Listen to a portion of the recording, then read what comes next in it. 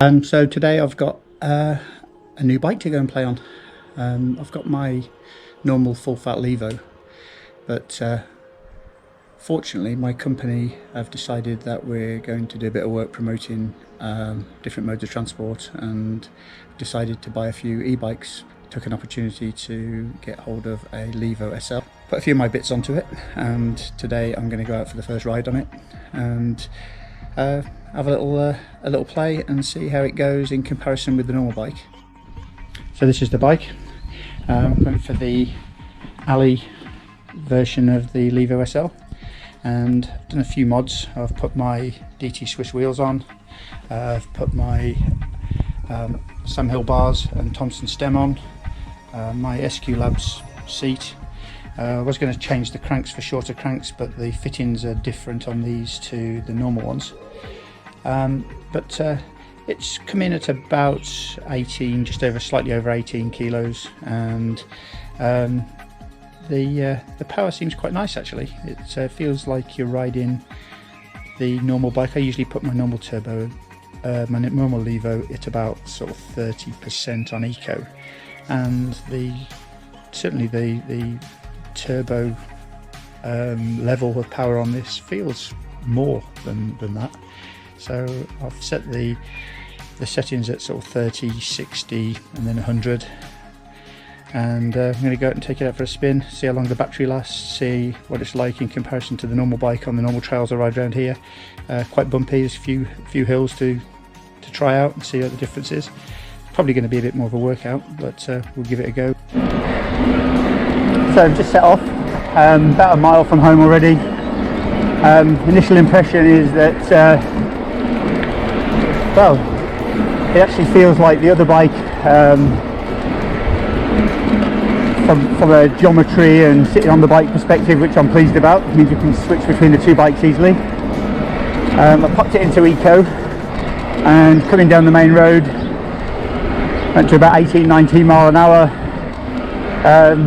Just felt like I was pedaling a normal bike. You can tell when the motor's working because you've got a slight sound, but then over that it just cuts out and almost unnoticeable really. Okay, so I've climbed up on the road up to the start of the local trail. We've got generally quite a steep bank coming up by this sign up into the wood. It won't look that steep on the camera, I'm sure, but it's a fairly steep climb and it runs for quite a while. So I think we'll stick it in turbo, get the gear right, and we'll see how it goes. So you can feel it's quite perky.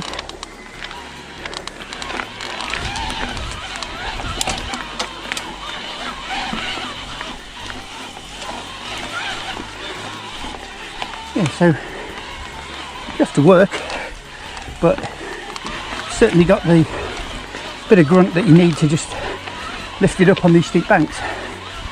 And well, I'm still talking, so I guess it's not that bad. It's certainly one I've struggled up here on my analogue bike a few times.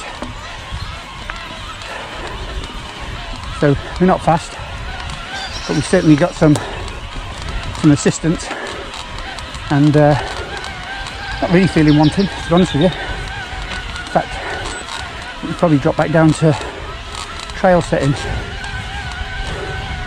Now we've got over the steepest bit, and it's all right. Yeah, I think if anyone was in two minds about e-bike or no e-bike, this actually could be an option. Certainly if you think you're still fit enough anyway, which I'm probably not, but you want just that bit of help so you can get more rides in or whatever. So the only thing that really now remains is to go have a play, see how long the battery lasts with some climbing like this.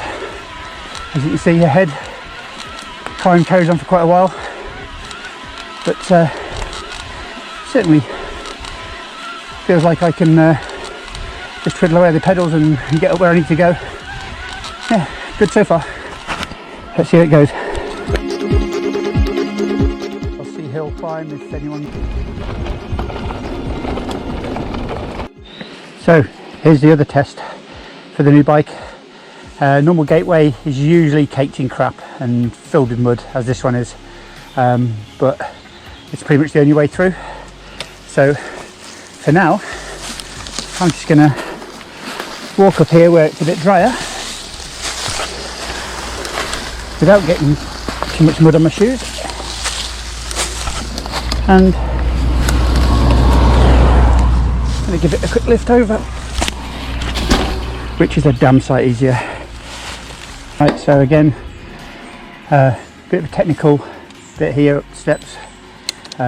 Usually you use the motor to give you a bit of boost to get up there, so we'll see how this one does. Probably won't make it, but we'll give it a go. Oh, not quite.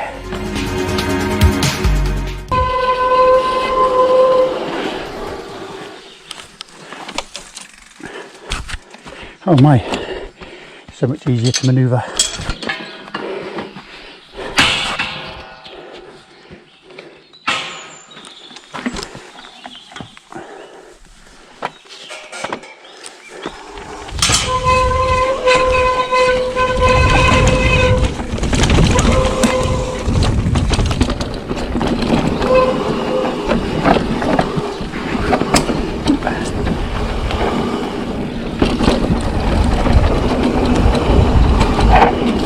Certainly bedding the brakes in anyway. Ow! Little pissing stingers.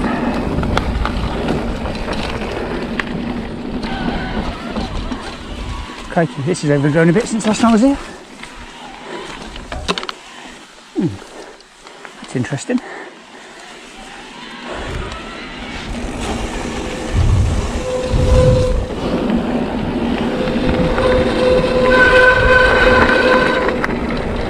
So the other noticeable thing then, which I was a bit concerned about, but maybe it's not an issue, is that this bike comes with 175mm cranks on, and I've been running 155s on the Levo, just of pedal strikes. But that cambered bank there is a prone place where you get pedal strikes even with the short cranks, and I rode down it and didn't get a thing then. That's good. Maybe they can stay on. So we're at the Great Whitley end of the Worcester Way now. So you look past the bike and you see two telegraph poles there. That is actually the finish line of the Red Marley hill climb. So you can tell just how high up we are. Fantastic view. As you can see, good viewpoint there from the bench, and you can see all the way out towards Wales, I guess. It's certainly worth the ride up. This is the next leg of the trail. So this is a road called Wynyates Way, which is one of the roads that the roadies use in this area. It's probably one of the steepest climbs. Not this side, but certainly up from the other side, from Aberley back up to the top, which we'll do in a bit. But we're basically going to head up here and then across the ridge through the woods, and follow the trail that you may have seen on a previous video. But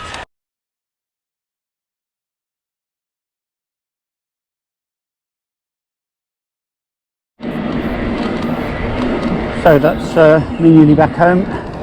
We're just over 19 miles in, so about 20 miles by the time I get back, and we've just got to the last bar on the battery monitor. So not too bad, 2,500 feet climbing and 20 mile. I think that's probably not too bad from a 360 watt motor, battery, and it's not exactly been flat. So yeah, quite impressed with the range, to be honest with you.